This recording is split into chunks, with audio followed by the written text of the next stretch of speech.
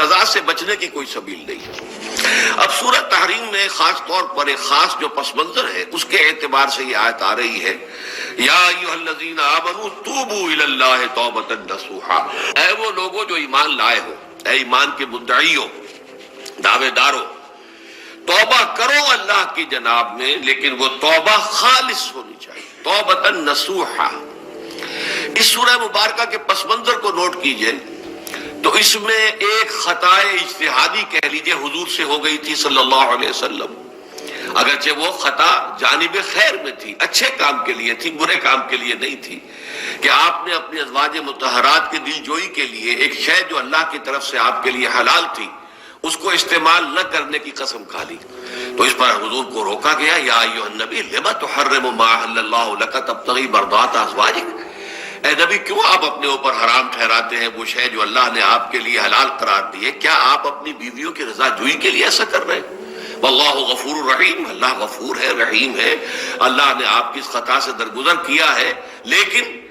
قد فرض اللہ لکم تحلۃ ایمانکم، اللہ تعالیٰ نے راستہ تمہارے لیے کھول دیا ہوا ہے کہ ایسی قسموں کو کھولا جا سکتا ہے، جس کے لیے کہ سورہ مائدہ کے اندر کفارہ دے دیا گیا۔ تو گویا کہ حضور کو یہاں حکم دیا جا رہا ہے کہ آپ اپنی اس قسم کا کفارہ دیجئے، قسم کا، اور یہ جو قسم ہے اس کو کھول دیجئے۔ نمبر 2 پہ پھر 2 ازواج مطہرات کا معاملہ آیا کہ حضور نے ایک راز کی بات کہی ایک زوجہ محترمہ سے، لیکن انہوں نے وہ راز جو ہے وہ دوسری زوجہ محترمہ کو پہنچا دیا جن میں زیادہ آپس میں قریبی تعلق تھا، تو گویا کہ یہ بھی ایک طرح سے خیانت ہو گئی، اس لیے کہ راز جو ہے وہ تو ایک امانت ہوتا ہے، اور خاص طور پر عائلی زندگی میں میاں بیوی کے درمیان کے جو معاملات ہوتے ہیں وہ تو بہت ہی رازداری پر مبنی ہوتے ہیں، اس لیے ان میں سے کوئی چیز جو ہے جس کو خاص طور پر کہا گیا ہو کہ یہ ایک راز کی بات ہے جو تم سے کہہ رہا ہوں، کسی اور سے کہنا نہیں ہے، تو اس میں جو غلطی ہوئی ہے وہ بھی ایک بڑی غلطی تھی حضرت عائشہ صدیقہ رضی اللہ تعالی عنہا ان کی۔ تو ان دونوں کے پس منظر میں پھر تیسری بات آئی کہ اہل ایمان اگر تم غافل ہو اپنے اہل و عیال کی طرف سے اس اعتبار سے کہ ان کا کردار کیسا بن رہا ہے، وہ اللہ کے بندے ہیں یا کوئی غلطیاں کر رہے ہیں، خطا کر رہے ہیں، تو دیکھو یہ تم ان کے ساتھ جو ہے وہ محبت نہیں کر رہے، عداوت کر رہے ہو، اس لیے کہ تمہاری اس نرمی، تمہاری اس شفقت اور ان محبت کے اندر اس درجے بڑھ جانا کہ اس میں اللہ تعالیٰ کے جو حرام کردہ امور ہیں ان میں بھی تم ملوث ہو جاؤ، تو یہ گویا کہ در حقیقت تم اپنے آپ سے بھی دشمنی کر رہے ہو اور ان سے بھی دشمنی کر رہے ہو، اپنے آپ سے دشمنی کر رہے ہو کہ تمہاری عاقبت خراب ہوگی، ان سے دشمنی کر رہے ہو کہ ان کی اگر تربیت غلط ہو جائے گی تو گویا کہ وہ جہنم کا نوالا بنیں گے۔ اب اس 3 چیزوں کے پس منظر میں فرمایا جا رہا ہے، یا ایھا الذین آمنوا توبوا الی اللہ توبۃ نصوحا، اے ایمان والو، اے ایمان کے دعوے دارو، اللہ کے جناب میں توبہ کرو، لیکن توبہ خالص نصوحا۔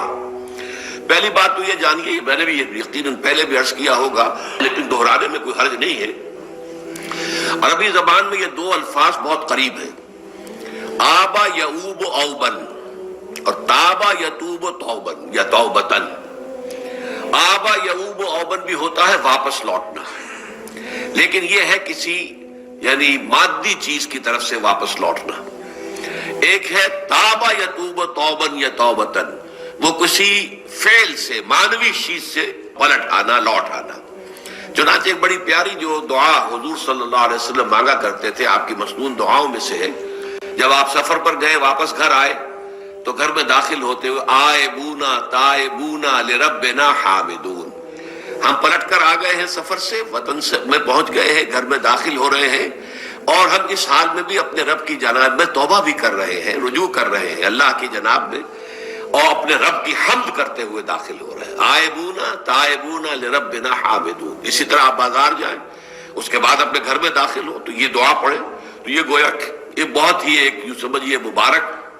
بہت سی اس کے اندر برکات ہوں گی۔ تو اس میں بھی لفظ آبا یعوب اوبن، تابا یتوب توبن، یہ دونوں کے بہت قریب آ گئے، آئبونا تائبونا لربنا حامدون۔ توبو الی اللہ، اب الہ کو نوٹ کیجئے،